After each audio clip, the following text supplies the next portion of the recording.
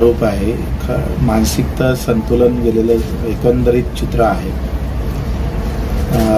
पराभव पचवता आला नाही आणि स्वतःच्या मुळे पराभव झाला हे राणाला समजून गेलेलं आहे. थोडं घरात वाद झाला का ते बच्चू कडू करून बाहेर निघते. आजच्या पत्रकार परिषदेमध्ये त्यानं 108 वेळा बच्चू कडूचं नाव घेतलं. त्यानं मलाच डॉक्टरला पाठवावं लागेल.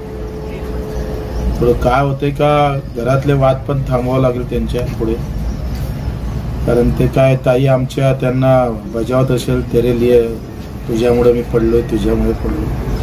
हा ते काफर माझ्यावर फोडतोय. आता तुम्ही एक सांगा, तिकडे सगळी बीजेपी विरोधात होती. हे यांना उमेदवारी देऊ नये म्हणून बीजेपीचेच पदाधिकारी तिकडे गेले. त्यांनी सांगितलं काय, दिलं का पडणार. दुसरी चूक केली का बायको बीजेपी मध्ये पाठवलं आणि हे महाशय स्वाभिमान मध्येच राहिले.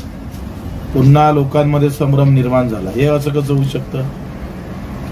एवढा मोठा तर माणूस नाही हा.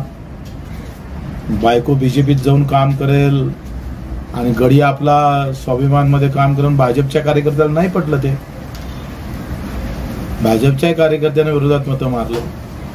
आता उठसूट मला बोललं का त्याचा जो मोठा नेता आहे तो खुश होतं. त्याच्या मोठ्या नेत्याला खुश व्हासाठी हे सगळं करत राहतं. त्याच्यानं त्याच्या आरोपाला काही अर्थ नाही आहे.